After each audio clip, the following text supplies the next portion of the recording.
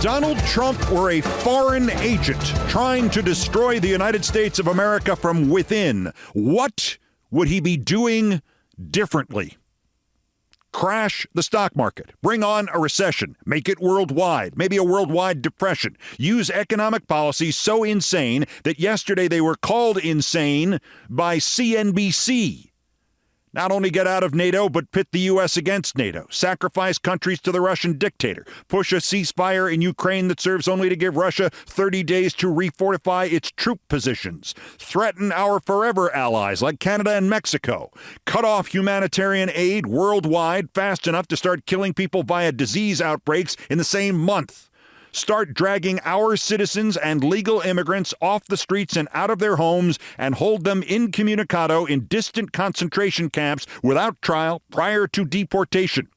Try to break the Constitution to hold office to avoid prison indefinitely, blackmail the owners of the major media companies to support him or at least destroy their own news outlets, violate every law and make sure all the prosecutors and all the judges are loyal to you and not to the law, decapitate not the excess in government, but the people who know how to stop plane crashes and epidemics, turn the agencies over to every con man and idiot and loser and lunatic you could find, roll back human rights on the failed economic policy of 1894 that the professor must have been talking about the one day he didn't cut class in college, and burn all governmental records. Give a line item veto to a compulsive liar, drugged up foreigner who literally blows up everything he touches, and finally take a $100 million contribution in public during a live infomercial for the druggie's self-driving, self-detonating cars right after he announces he's going to treat attacks on the dealerships as domestic terrorism, even though the last president refused to treat an actual attack on the Capitol and an attempt to overturn an election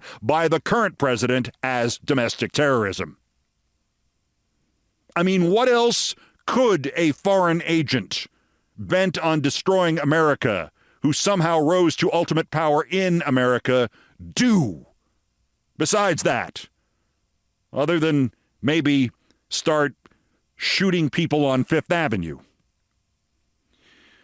The then paranoid idea that the country, maybe the presidency, was in the grip of or about to be in the grip of a foreign agent was the dominant conspiracy theory of American politics from 1918 through the 1970s. It gave Richard Nixon a career. It gave Bobby Kennedy a career. It gave Joe McCarthy a career and Joe McCarthy's henchman Roy Cohn a career, and thus it gave Roy Cohn's henchman Donald Trump a career. And when they weren't destroying America by claiming other people were destroying America, you could turn to the movies, where The Manchurian Candidate, about a joint Chinese-Russian operation to brainwash key Americans and thus put a stooge in the White House, came out in theaters in 1962, and The 100 Days of the Dragon, in which the Chinese perfect a way to change any person's appearance into that of almost any other person and thus put a body double in the White House, came out on television in 1963. So even if you haven't thought about this, you have been exposed to the idea of what more could a foreign agent do than Donald Trump is doing now to destroy America. By the way, if you didn't see the original Manchurian Candidate, they remade it in 2004, though if you didn't see the original and you got the plot of the remake, you are a better person than I am. The problem with the plots, both imagined by politicians and those imagined by Hollywood, is that they are far too complicated. They certainly don't need to be that complicated. The liberals had been converted by Russian propaganda in the 30s, time to go off in the 50s. In the movies, they used mind control and hypnotism. On television, they used a drug that turned your face into putty, like Trump's. Only it could be turned back to look human again. Way too complicated. Everybody from Attorney General A. Mitchell Palmer to McCarthy to the author of The Manchurian Candidate, Richard Condon, never stopped to think that truly all you would need was cash. I always like to speculate that those who caved to Trump, from Lindsey Graham to Jeff Bezos to Mark Zuckerberg, have been blackmailed, but that's not really necessary, at least not in the non-financial sense. Like the fella said, Nothing is more easily frightened than $1 billion. I mean, ask Disney and ABC, ask Comcast and NBC, ask Warner Brothers Discovery and CNN. Why waste all that time and effort to brainwash Sergeant Raymond Shaw or to create a Chinese putty-faced body double for President William Lyons Selby when all the Raymond Shaws and William Lyons Selbys of real life you could ever want are available for sale and at popular prices? Throw in just enough insanity, and Trump has that in spades, and now the added element of Trump's obvious heroin-level addiction to revenge, and you've got your foreign agent, or good as a foreign agent, in chief. I mean, hell, what if Trump is so crazy that his addiction Jones demands that he takes revenge against those who hurt him the most in his life? That would be the American voter. In his 3 elections, 169,463,282 votes have been cast against Trump. That's a lot of people to avenge yourself against. Why try it one at a time? Why not just wipe out the United States? But even as much as this strays from my first point, it still all fits because you can post-mortem the man who is intent on destroying this country. And the sooner you do it, the better. But the baseline is still going to be the same. One of the 2 or 3 noble characters in the movie The Manchurian Candidate, John MacGyver playing Senator Thomas Jordan, sums up my thought here, and incidentally gives the attentive viewer of the film the ultimate Easter egg. This is the entirety of the plot. When the actual foreign agent, the wife of the idiot to be installed as president in the movie, asks Senator Jordan if he will try to block her husband's nomination to the ticket, he says, "Would I block you? I would spend every cent I own and all I could borrow to block you. There are people who think of Johnny as a clown and a buffoon, but I do not. I despise John Iceland and everything that Icelandism has come to stand for. I think if John Iceland were a paid Soviet agent, he could not do more to harm this country than he's doing now." Given that the movie script is 63 years old, there's not very much to be changed there. People who think of Donnie as a clown and a buffoon. I despise Donald Trump. Trumpism. If Donald Trump were a paid Russian agent, he could not do more to harm this country than he's doing now.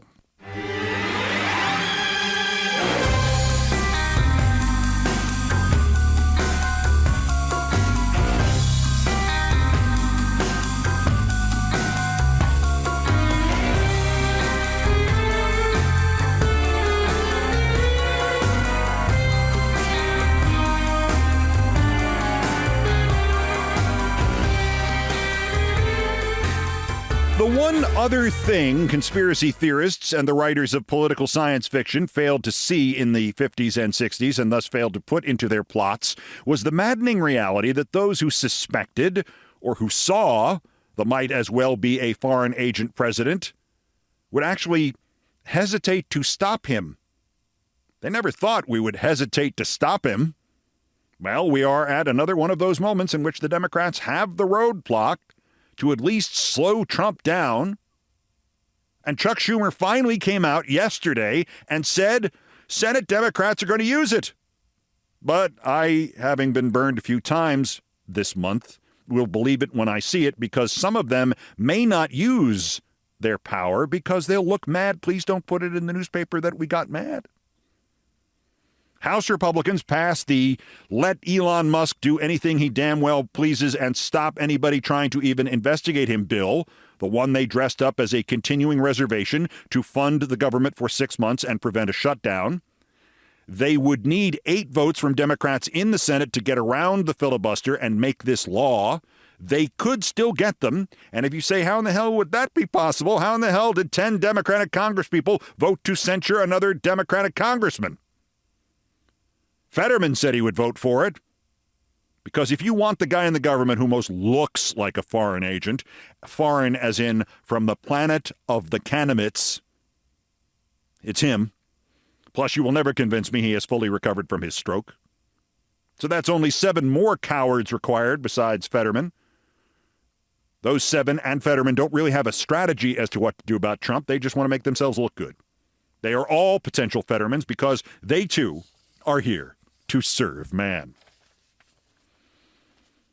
The irony is, even the Democrats who are prepared to do the right thing are scared of being blamed if there is a government shutdown, while the Republicans are boasting about making a government shutdown.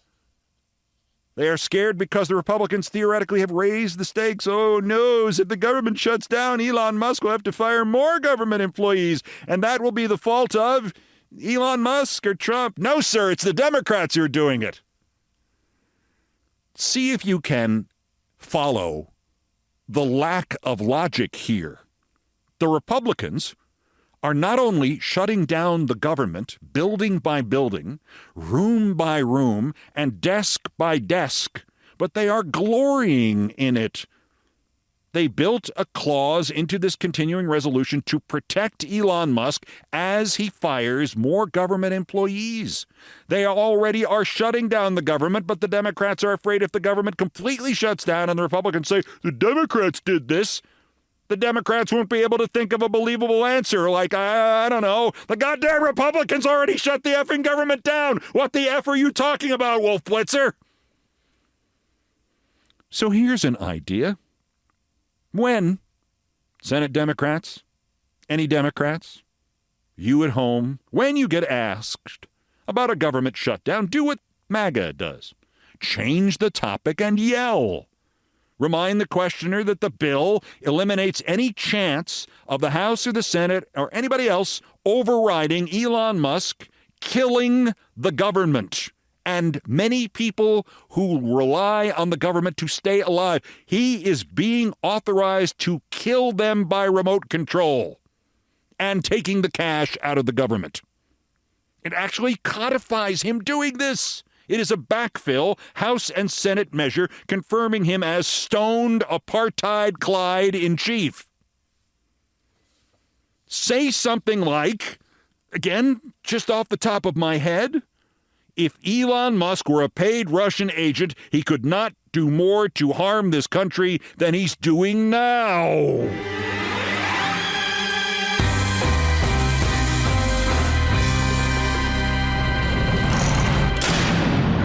Christ. I do, surprisingly, have little shoots of hope for you. Little crocuses popping up from the March permafrost in media. Of course, they are popping up through the new piles of manure. Gavin Newsom's next career, because he doesn't have one in politics anymore, which began with a podcast in which he interviewed the anti-Semite Charlie Kirk, has now proceeded to a new interview of the horrible and, by the way, so out-of-date lunatic that I really thought he was dead already, homophobe Michael Savage Nee Wiener. And Gavin Newsom's next podcast guest will be Steve Bannon, because Governor Newsom didn't like being one of the favorites for the Democratic presidential nomination. He apparently always wanted instead to try professional suicide. Speaking of podcasts, the loathsome Rahm Emanuel now has one too, which he appears to be devoting to telling Democrats to stop defending trans athletes and transgendered people and woke issues like, democracy, and just concentrate on food prices. Rahm, Political reports, is running for president. To which I ask, of what country? Now the good news. Oliver Darcy reports that the White House Correspondents Association's mealy-mouthed non-response to Trump pushing around the Associated Press was so mealy-mouthed that even some members of the White House Correspondents Association have sat up and taken notice. Association President Eugene, don't bother me, I'm about to be a TV star, Daniels, was excoriated by membership on a conference call, and he evaded nearly all of their questions. But there is now a move afoot to depose him and to put somebody else in as president who will make some kind of response to Trump before Trump simply cuts to the chase and bans all reporters from the White House or from the Eastern Time Zone or from the country. Even more impressively, CBS, yeah, that's CBS, the one spelled CBS, has found its hind legs. Turns out, late last week, that company, which was on the verge of completely caving to Trump over his blackmail lawsuit about the 60 Minutes interview with Kamala Harris, instead filed 2 motions to dismiss Trump's amended complaint against them. And then on Monday, CBS went to the FCC and its new chief, Goebbels, I think that's his name. It might be wrong. It might be Brendan something. It's hard to keep track of all these people. CBS demanded the FCC drop its inquiry into the Harris interview, which is, after all, an utter fascist, pro-Trumpist political revenge bullshit investigation because it, quote, says CBS, completely disregards both the letter and the spirit of the commission's news distortion policy. CBS News, you have unsuspected depth. For the first time in at least a decade, Edward R. Murrow would be proud.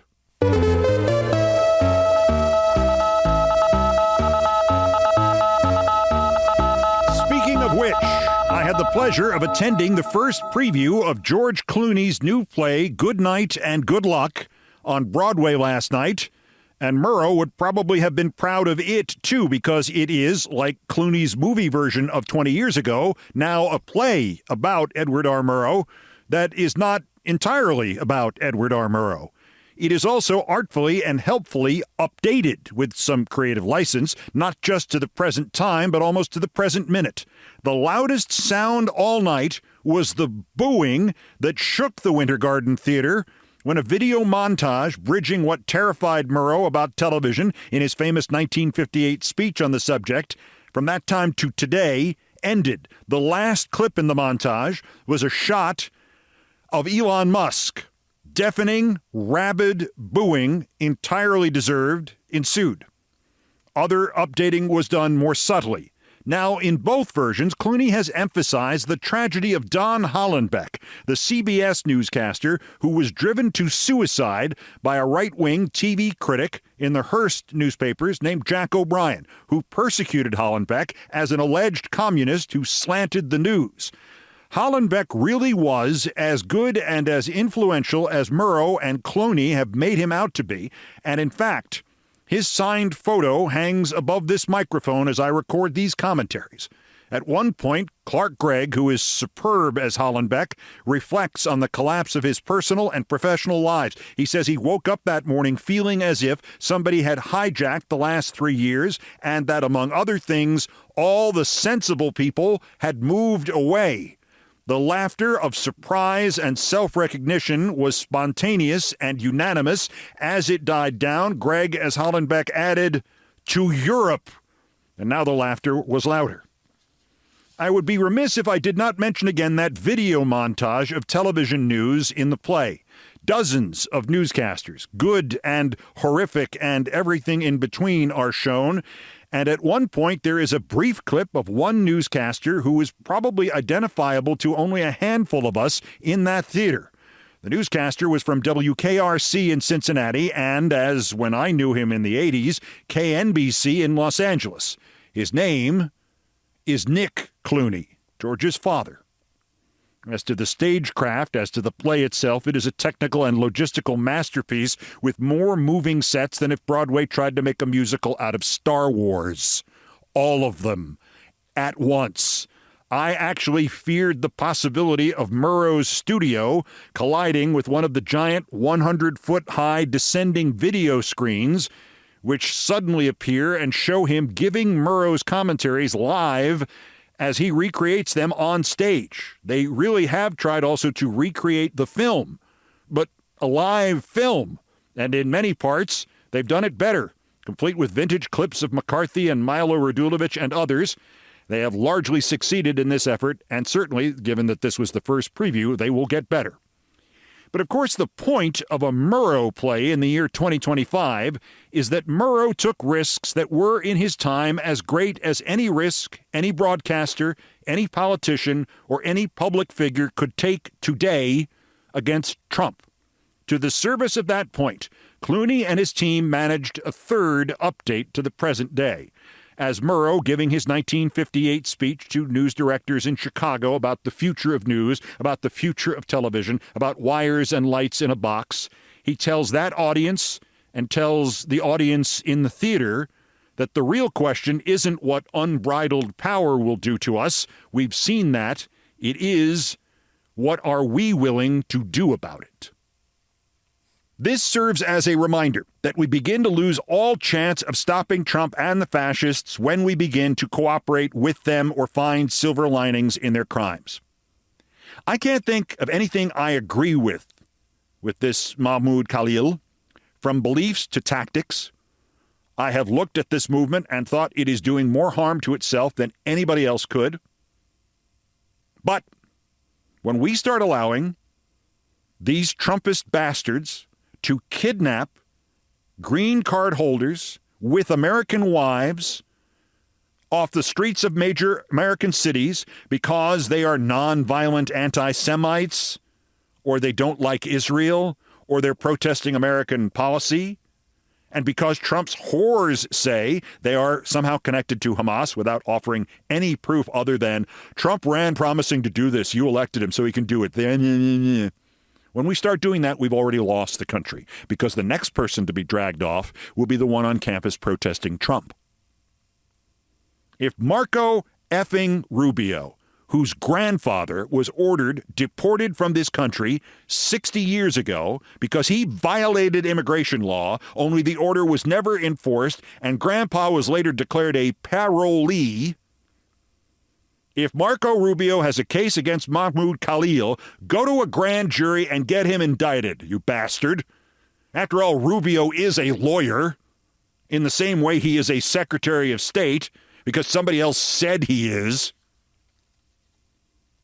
And you know, somebody else said he is. That's fine for the definition of lawyers and Trump whores and Trump whore cabinet members, but it is not enough to arrest somebody, even somebody we think hurts this country, with words. Because if we can start doing that again, like we did a century ago, when we did it to people like Emma Goldman then, or now Mahmoud Khalil, we can start simply doing it to all anti-Semites, in which case I demand that ICE kidnap and detain Candace Owens, Charlie Kirk, all the fundamentalist senators and congressmen who only support Israel because they want all the Jews converted so they can have their big rapture thing, and all other anti-Semites in this country. Like that guy in Washington and Florida who quotes Hitler and said Hitler did good things, and has Hitler's speeches, or at least did long ago, on his bedside table. That Trump guy.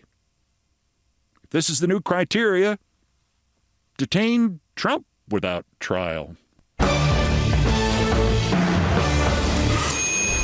Also of interest here, the new souvenir Major League Baseball cap with the logo that spells out a vulgar Hispanic term for women's breasts. And there's no question of it now, there is an organized campaign to try to make Stephen A. Smith into a doesn't-make-you-laugh presidential candidate, mostly by insisting he's too modest to ever be a presidential candidate. That's next. This is Countdown. This is Countdown with Keith Olbermann.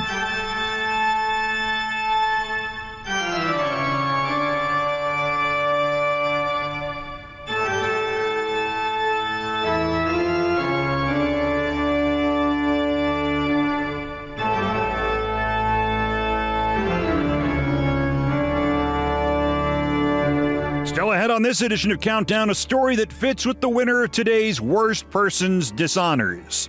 Part of the saga of how I went from sports, simple things, to politics, not so simple things, and why that may not be as good an idea as it sounded at the time. Coming up in Things I Promised Not to Tell. First, believe it or not, there's still more new idiots to talk about. The roundup of the miscreants, morons, and Dunning-Kruger effect specimens who constitute today's other worst persons in the world. Here are the nominees. The Bronze, worse. Major League Baseball, and its merch partner New Era. They've done it again. The two companies have put out another set of grotesquely bad novelty caps using the team logos. Well, abusing the team logos. These are called overlaps. No, they don't have ear laps. Overlaps. Your cost, $45. And overlap does not mean overlap between baseball logos and anybody having thought about what the new product would actually look like. No, the caps have the team or city name on them with the team logo like superimposed atop it, like it would say Yankees, and they don't have the NY, the Yankees interlocking logo, superimposed or overlapping. Where they get the name overlap from? Needless to say, these caps look like a series of automobile accidents. Boston. The Red Sox big red B logo on top of the word Boston. So it reads Bobon, which makes me think of bubons and bubons as in bubonic plague. The interlocking SD of the San Diego Padres over the word Padres. That one reads Pass Des. Here's an unfortunate one. The H of the Houston Astros plus the word Astros reads Asshos. A-S, big H-O-S, asshos. Or maybe ashos, because that's much better sounding. And worst of all, the Texas word mark of the Texas Rangers has their big T letter logo overlapping it, so it spells out T-E-T-A-S, which, if you know your colloquial Mexican language, is a word in Spanish translating roughly to a vulgarity for women's breasts.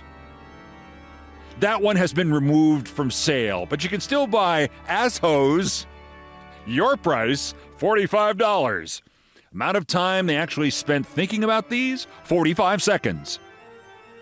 LeBron's worser. If at first you don't destroy yourself, try again. Darren Beatty, fired as a Trump speechwriter the first time after CNN revealed he had attended a conference starring white nationalists.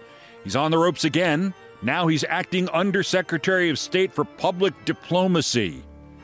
CNN has now found tweets of his that were later deleted. I will leave out the name of who he's referencing here because it'll be way funnier if I do it this way. Beatty wrote, quote, "Forget Wainwright Park." That would be a scandal once twisted into a rumor that this Mr. X of ours was gay. Forget the foam. That would be foam parties at gay bars. Forget the war promotion and the neocon sugar daddies. Forget the low IQ. Forget the 2016 primary. Mr. X is tough on China and good for military-industrial complex, so be a good dog and vote for him. Another tweet about Mr. X. If a bunch of DC wonks try to reinvent Mr. X as a nationalist, but a respectable one who promises tax credits to Black Lives Matter supporters and is tough on China, will you be a good dog and vote for him? And lastly, what happens in the cabana stays in the cabana. Hashtag, well, Mr. X. The guy I'm calling Mr. X, but Darren Beatty of the State Department did not, is, of course, Marco Rubio, the Secretary of State, and Darren Beatty's current boss. Only the best people. But our winner, the worst, David Smith of the British newspaper The Guardian, speculating on the 2028 American presidential race. Mr. Smith is the Washington bureau chief of The Guardian. He attended college in Leeds in England. He was the Africa correspondent for the paper. He moved to Washington in 2015. He got married at the Boathouse in Central Park, and he still doesn't have a clue about the country he now covers. He has devoted an entire column to, well, I'll just read parts of it, and then I'll notate or I'll translate or answer. Quote, Stephen A. Smith was asked by co-host Alyssa Farah-Griffin what he makes of hypothetical polls that show him among the leading contenders for the Democratic presidential nomination in 2028. Actually, it shows him last on the list of contenders for the presidential nomination in 2028 at 2%. This wasn't some name your nominee poll. This was pick from this list. He finished behind Tim Walz. But the premise of this attempt to make people stop laughing at Stephen A. Smith, president, is he's fresh and different. We don't want these people we've been nominating lately. And if Tim Walz, who is as not as fresh and as not as different as you can possibly get, has 50% more support than Stephen A. Smith in a closed poll. I mean, if Bozo were on this list, he would have finished like 5th. The charismatic sports news host has become an unlikely force in a party that needs critical friends and fresh ideas, unquote. Name one. Name one fresh idea. Name anybody to whom Stephen A. Smith in politics is a critical friend. Quote, despite or because of his lack of political experience, Smith is emerging as an unlikely force in a Democratic Party badly in need of critical friends, fresh ideas, and blunt truth-telling.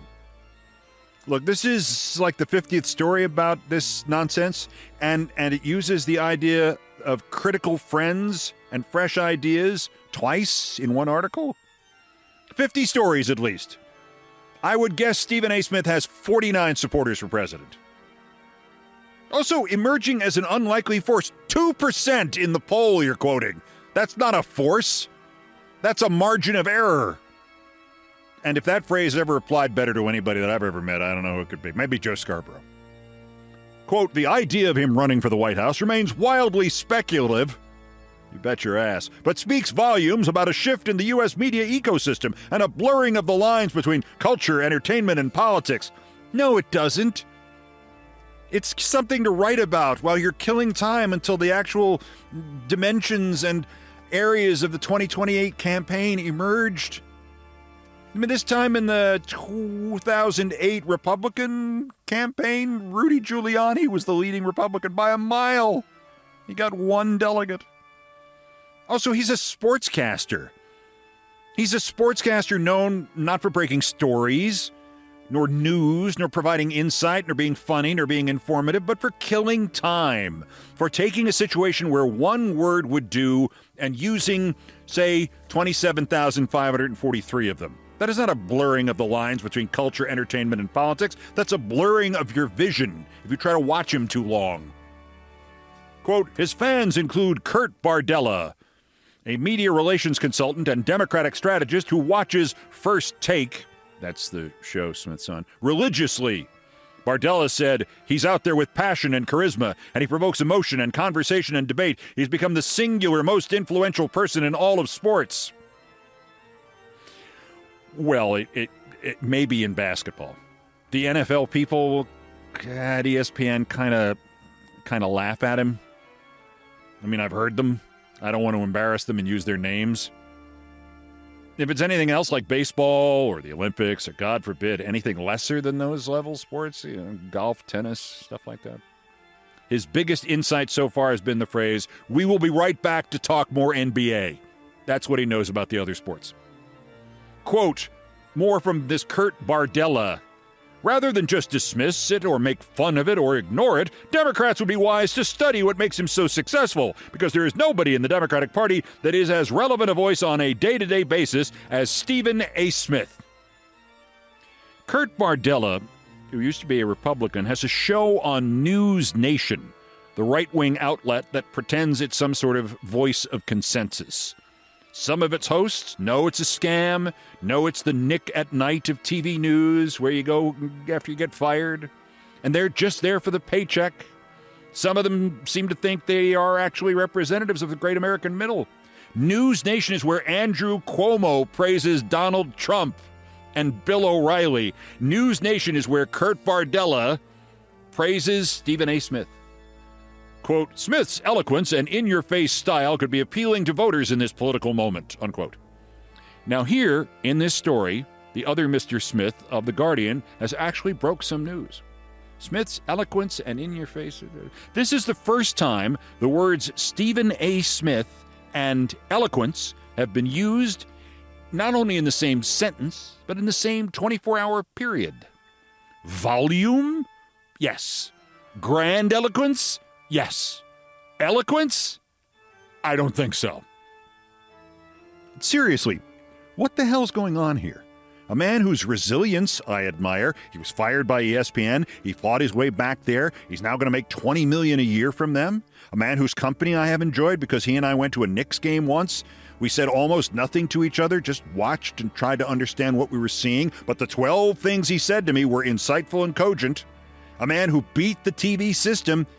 He keeps going around saying he's not running for president. His agent, Mark Shapiro, one of the great, and this is a compliment, huckster showman of all time. Mark Shapiro says he's not running for president. And week after week, there's another story about him running for president. And all of a sudden, I'm thinking this is Richard III refusing the crown and adding the word however to it. Only Stephen A. Smith is also doing things like complimenting the horrible anti-Semite Candace Owens on a podcast, his own podcast, and attacking all the Democratic candidates and getting pumped by a guy on News Nation. I have only spent 4 years of this century exclusively in sports, but I was one of the most prominent figures in TV sports, certainly for the last decade of the previous century, and then I was one of the most prominent figures in TV political commentary, while also being a prominent figure in the world of sports for the first 15 years of this century. And guess what? I am not qualified to run for president. Not qualified. Even with how far the bar has been lowered, I know how much I don't know. I would not vote for me. This whole thing seems to be some sort of attempt to build for Stephen one quality I think even he would admit he's never been publicly accused of. Humility. Oh, he's a good guy. Didn't really want to be president. Well, it's a great strategy, I guess, especially if you're not going to be president. It'll help his non-sports podcasts, unless he keeps having people like Candace Owens and Charlie Kirk on as guests. I mean, there's still people out there who think Trump gave up his businesses and gave back money to become dictator. But political journalists grab this third rail idea at your peril. You look stupid when you talk about it. And by the way, I know he hasn't had Charlie Kirk on yet. He had Candace Owens on. Charlie Kirk is a step up from Candace Owens. Especially when, like The Guardian, the headline to the David Smith article reads, quote, you ready? Democrats are reeling. Is Stephen A. Smith the way back to the White House? No. David Smith and The Guardian. No. Today's worst persons in the world.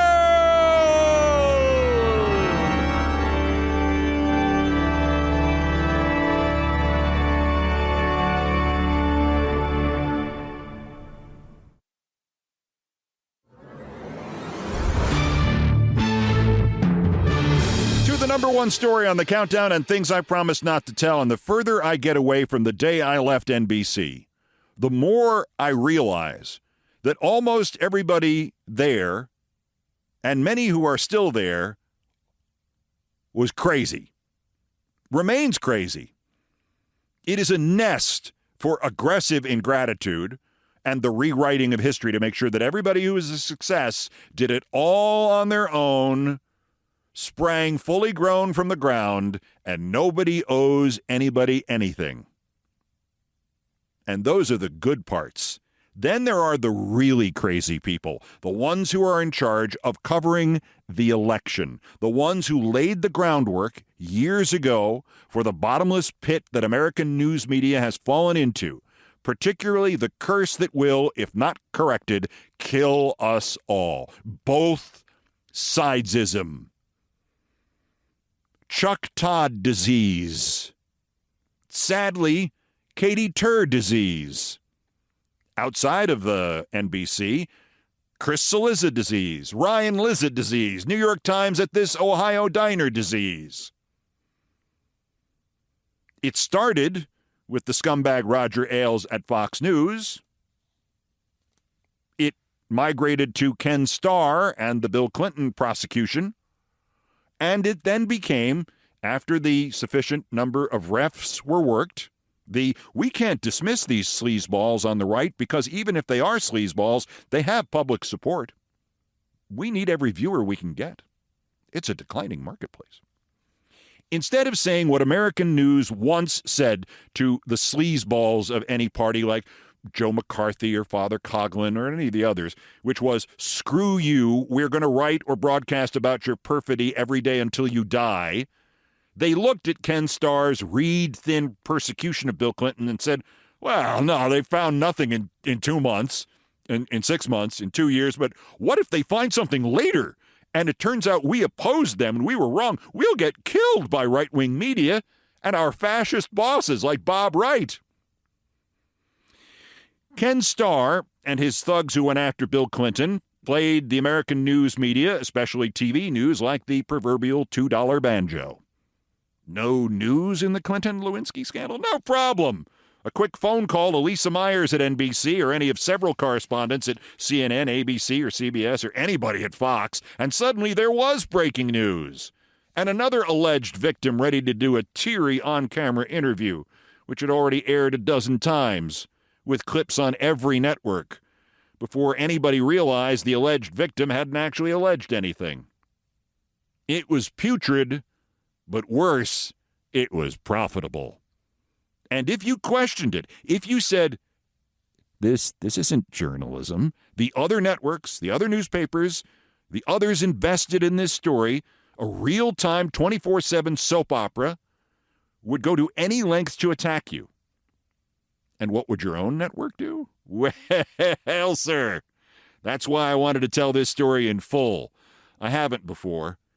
Almost by accident, I had become the face of the Starr Clinton-Lewinsky story on cable news early in 1998. And one day, I had enough. I decided to get out. And the reaction at NBC News was to try to prevent me from leaving. It was going to be a hostage situation, to literally threaten my career, my income, my future, my family, to try to force me to keep working there, to keep pushing whatever Ken Starr was cooking. Until you are in the middle of that, you can never really imagine what television executives will do for ratings or money. I think sometimes they are worse than politicians. By that point, I had been in TV for 16 years. I was already 39 years old. I had some gray hair. I'd already been through the grinding machinery of local news in Boston and Los Angeles. I had already made my mark on SportsCenter and moved on. I thought I had seen it all. Ha, ha, ha, ha. Dumb me.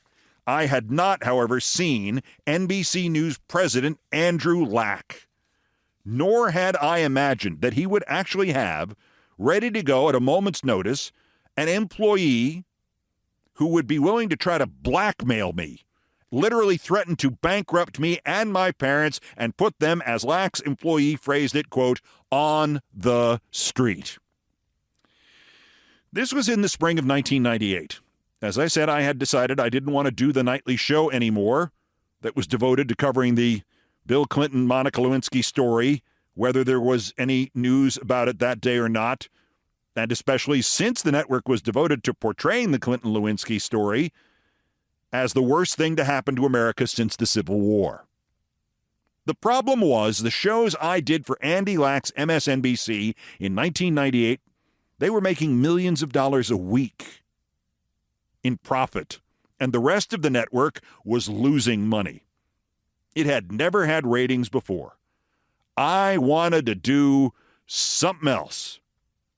Something else, anything else. 50% Lewinsky, 50% something else. Inside NBC, failing that, outside NBC, stay in news, go back to sports, do it in New York, go to Los Angeles, anything except the show as it was constituted.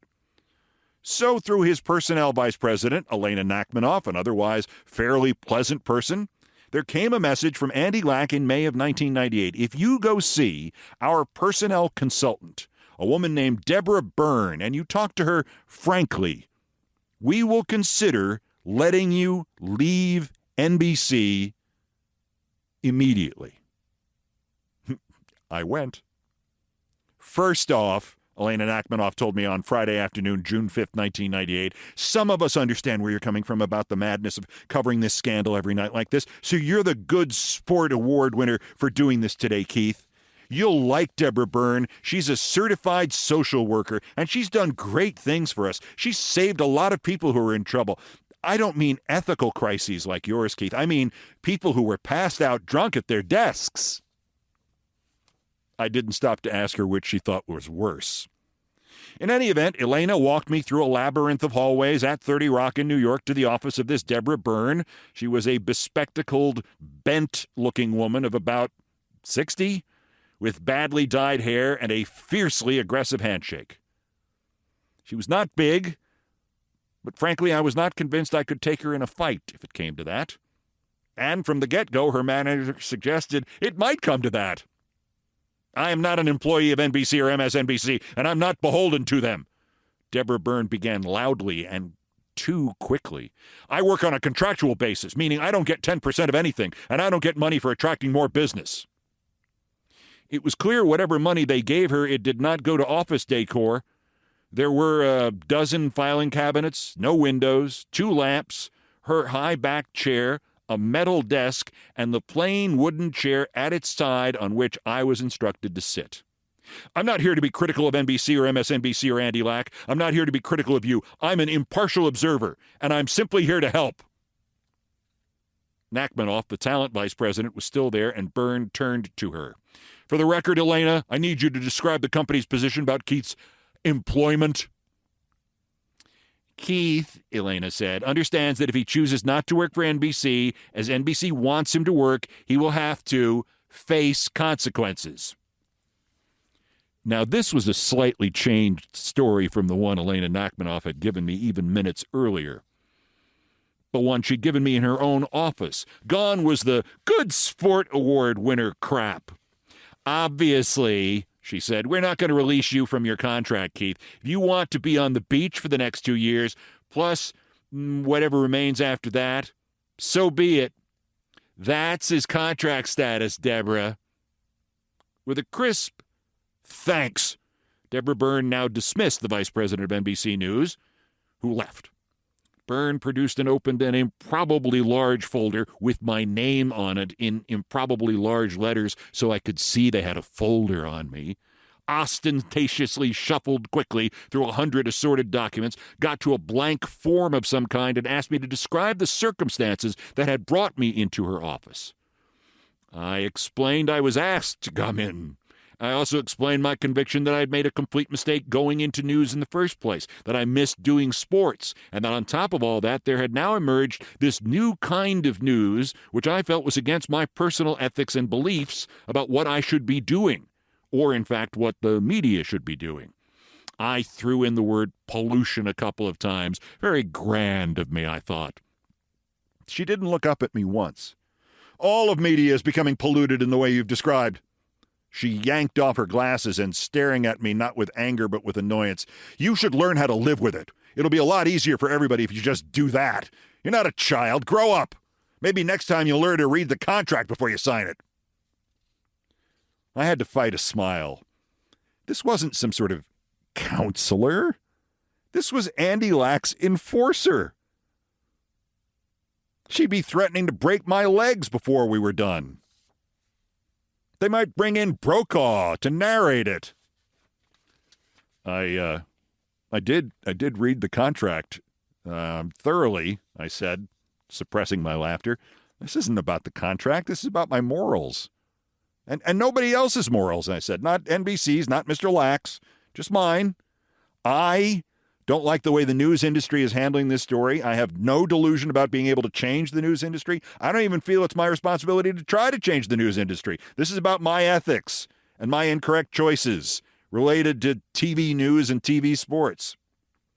Now she put her glasses back on. She wrote some notes. She chuckled as she wrote them. You may indeed miss sports, as you put it, and you may feel that sincerely, but it's nonetheless an adolescent fantasy. And as to the pollution of the media, that's also part of this fantasy world you live in. You're a grown-up now, and you have to live with the consequences of your actions. You heard what Elena said. If you try to break this contract, NBC will punish you severely. This is David and Goliath here, Keith, and you're just not seeing it. I started to reply something about how I had come down there as a as a gesture of compromise at their request, and then she shouted me down. You'll have to learn to compromise. She emphasized the word as if I had not only not just said it, but as if she had just invented it. This is what the company wants. This is what the audience wants, and you sign the contract. That's your responsibility. I've been an NBC employee for 20 years, and they're very big, and they're very successful, and they just won't sit idly by. This will be David and Goliath, and I'm very sorry to have to break it to you, but you are not Goliath. I asked her why she had just said she'd been an NBC employee for 20 years, 2 minutes after telling me that she was not an NBC employee. She looked at me. She snickered. She wrote that down, too. Otherwise, she just kept talking. Television viewers are fickle, and if you're off the air for 2 years, it'll be real difficult to get back on. People will forget you. That's the real world. Now Deborah Byrne paused and looked over at nothing, over in the corner of the room. I have a daughter who isn't realistic, she suddenly whispered. Just like you, lives in a world of her own. She judges others and moralizes to them, too. She's tall like you, too. It's difficult for parents to have to look up at their children and discipline them. Your height has always made it difficult for your parents to discipline you. Thus, you remain a headstrong child. The defeat in her voice was total, and as disturbing as that and this whole line was getting, I really did think somebody was going to pop out from between those filing cabinets to tell me I'd been punked, or that this was a remake of Candid Camera, or something. I patiently explained to Deborah Byrne that I had not been born at my current height of 6'3.5" inches, that in fact my mother was taller than me until I was probably 12, 13 years old, that my father was still taller than me until I got to college. But your mother is short, she blurted with great satisfaction. I need descriptions of your parents, of their personalities, for my diagnosis, and please stop giving me your obviously prepared answers. I was still trying at this point. I started to describe my parents. She cut me off. Father, passive, of course. This time I actually couldn't stop laughing. I said that was not my father at all, that he usually did what he damned well pleased. This annoyed Deborah Byrne. No, he's passive. I can tell. I'm a professional, Keith. He didn't stand up to your mother, did he? He never told her to grow up or act her age, did he? That means he was passive. I could see her writing the word passive in block letters on one of the forums on which she'd been putting her notes. She then detached this page theatrically. She stuck it into the large pile of documents on the top of the thing, and she grabbed a fresh page from a stack to her right. What about your parents' finances? I explained they were both retired. So you take care of them? I began to answer that they were both extremely independent when she cut me off again. I said, so you are responsible for them financially? Don't evade me. My amusement at this obviously deranged woman now began to be overcome by anger. I swallowed both the anger and the amusement, and I explained I handled their finances. So you're their sole financial support, just as Elena Nachmanoff's report to me indicates. I thought so. So you're the superstar in the family, are you? I began to try to bring us back to this planet when Deborah Byrne rose in her chair and leaned in toward me. And tell me, Keith, what exactly will your parents do for money? What will keep them from being out on the street when their precious superstar is blacklisted from television? This purported social worker who worked for NBC or didn't work for NBC, or maybe both, depending on which minute it was, went into detail about the threat she was now making on behalf of NBC News, MSNBC, Andy Lack, Elena Nachmanoff, and our corporate parent, GE. Even if I simply quit the Clinton-Lewinsky show, indeed quit television, NBC would declare that my contract was still in force, It would suspend me. It would not pay me. It would then sue me for the salary it had already paid me. Then it would sue me for the money it had spent on promoting the show. Then it would get a court order extending my contract indefinitely until the suspension ended, and then it would suspend me some more. Let that sink in, she said.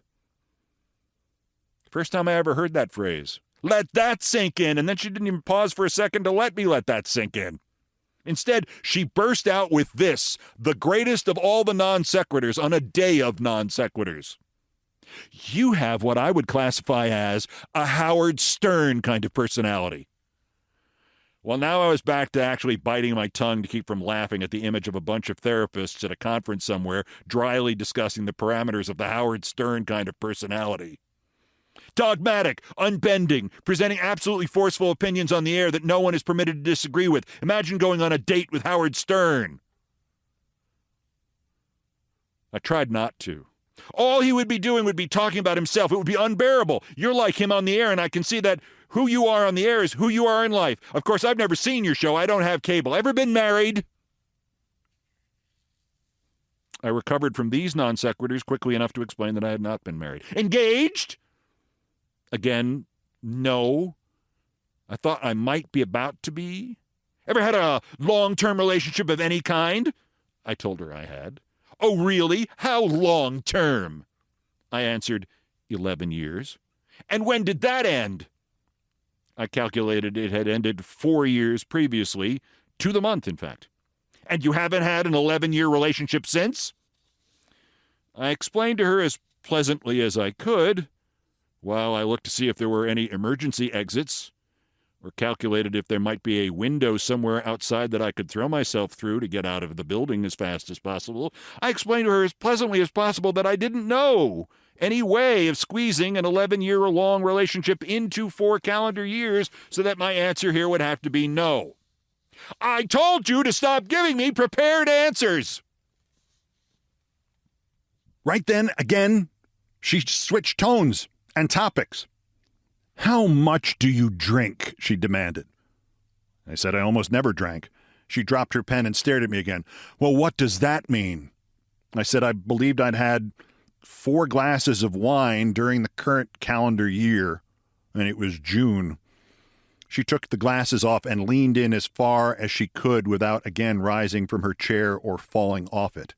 Well then, how much drug do you do? Told her I'd never used drug or drugs stronger than alcohol. And before I could criticize her grammar, she got red and angry. Then what's that smell on your breath? Look, you just don't get this, do you? Look at my telephone, Keith. I did as instructed.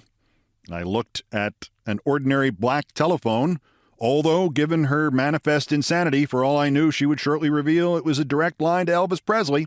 If I didn't want a black telephone, and I have a black telephone, I'll just have to make the best of it, won't I? I said I thought she was holding up very well under the strain of that disappointment. I instantly regretted the snideness of that remark because it was just going to make things worse, and then to my astonishment, she sat back in her chair, ran her hand through her hair, and almost whispered, "Thank you for saying that. I appreciate it." The pause in the storm did not last long. You're seeing a therapist, it says here. You've been discussing these so-called ethical issues? I said we'd made a lot of progress. Well, you can't resolve the work matters without getting at the core problems, which are obviously personal and family-related, not to mention the alcohol and the drug. So talking about work with your therapist is probably not going to solve this to the satisfaction of NBC. So I will need to talk to your therapist, and I want you to sign a release here and now, permitting me to do so, unless that is this therapist of yours is working towards making you adjust to the facts that you signed this contract, and this is your job, and this is the real world, and this is David and Goliath, and that's all there is to it, and you're on the air tonight at 8 o'clock, and that's it. Now she paused and stared off into space again, like when she mentioned her daughter. When I was in my early 20s, I was traveling from Smith College to Montreal by train, she suddenly announced. My meeting with her went on for 2 hours. It featured threats against my parents. It had her yelling at me. It had her accusing me of using alcohol and drug. And yet, this was the only point where I really considered trying to make a break for the door. The Montreal Canadiens hockey team were on that train, very drunk, very happy, very boastful of their conquests during their trips to the various cities of their hockey league. And one of them, I suspect, given your fantasy world interest in sports, you may have heard of him, Boom Boom Jeffrion. He came over and tried to pick me up. I nodded robotically and began to wonder if I suddenly leaped from the wooden chair and did run out of her office, would she continue to tell this story anyway after I left? We didn't talk of such things then, not in the 1950s. A married man, an athlete, a tall athlete. Now, of course, if I was a reporter and this happened, I'd have to report it. I'd put it on the news. That's just the way the world has changed. The real world, that is, Keith. I suggested that at every news organization for which I had worked, the code had been the same, that unless an incident involved the law or it diminished a player's ability or availability in a game, we, in fact, didn't report it, like at ESPN. I related a story similar to her own that had occurred in Miami at the past World Series in 1997. Well, she resumed indignantly, you might have gotten away with that under an old contract or in the 60s where a hippie like you might have fit in, but this isn't the 60s. This is the real world of today, and you won't get away with that kind of attitude under this contract or any other contract in the future. You could even go back to your precious sports, and you'd soon find out about the real world. Don't kid yourself. It'll be David and Goliath.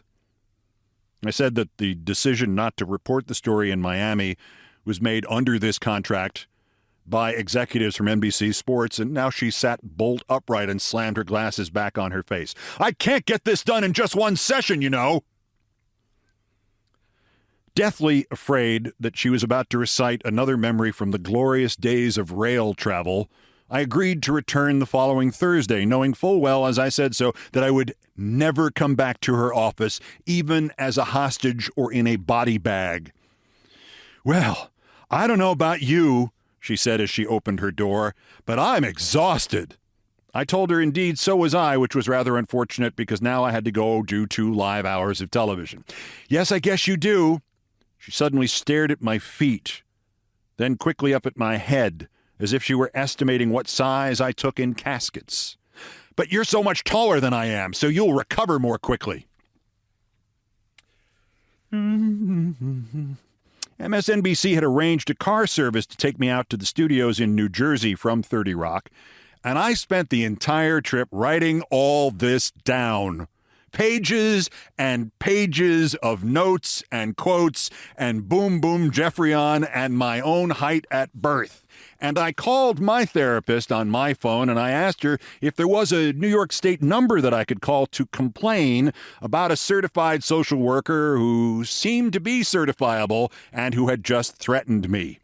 She gave me a number. I called while still in the car, and they said they had no record of any social worker named Deborah Byrne.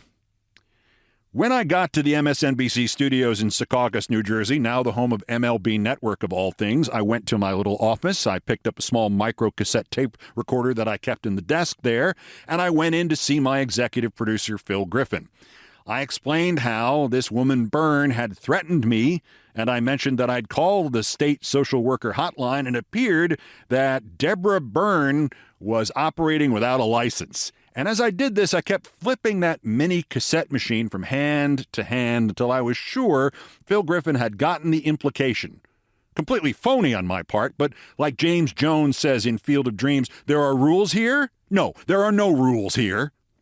My executive producer buried his head in his hands. Needless to say, the Deborah Byrne thing had blown up in NBC's face. They went into a full-fledged panic at the news that she was not registered as a certified social worker, and it turned out that was a clerical mistake. It was her own clerical mistake. She was registered, but she was registered only under her maiden name. But for the next few weeks, NBC was completely on the defensive about me. Soon they were promising to make me Tom Brokaw's heir apparent if I would only stay. I said, yeah, but it says in Brian Williams' contract that he's Tom Brokaw's heir apparent. The executive in question laughed and said, no, Brian only thinks it says in Brian Williams' contract that he's Tom Brokaw's heir apparent. It can be you. Stick with the Lewinsky story. Oh, and lay off Ken Starr. I didn't have to think that one through too long. If they could make poor Brian think that he was the heir apparent when he wasn't, they could make me think I was the heir apparent when I wasn't as well. And that price, laying off Ken Starr, that was a non-starter. The stalemate continued for a few weeks until, as I have related here previously, a friend in the sports division revealed that NBC had lied to me to get me to sign my contract with them, that I was not being paid, as they had told me, primarily by the news division, but by the sports division. I then met with Monica Lewinsky's first lawyer, Bill Ginsburg, to discuss suing NBC over such illegal negotiation tactics. Ginsburg thought just leaking the fact that we had met would spring me. Sure enough, about 6 weeks later, Lena Nachmanoff suddenly called my agent and told her they were willing to sell my contract to Fox Sports in Los Angeles. Yippee! So do not doubt what television executives are willing to do to protect their ratings and their profits, even in the event of full-fledged fascism. And do not doubt what a zealot with even minimal skills at media manipulation like Ken Starr can do to the news you watch or hear or read even after he's dead. Also, most relevantly now, as CNN's talent face the prospect of conforming to the right-wing party line or suddenly finding themselves with a conservative co-host or finding themselves unemployed, there's one more MSNBC story to tell that is relevant. I went back there in 2003 and we did pretty well. And then in 2010, they began to pressure me to change my tone and to add in more diverse voices, and they did not mean women or members of minority groups or people like I'd hired, like Rachel Maddow. They meant conservative diverse voices. That's when I began to pack my bags to leave, and a few months later, I left. And then 4 years later, they asked me to come back as long as I agreed to have a conservative co-host. I passed. But here's the problem. I don't know anybody else pressured in those ways who has also passed. Not at CNN, not at MSNBC, not anywhere else. Do not doubt what some television talents are willing to do just to remain.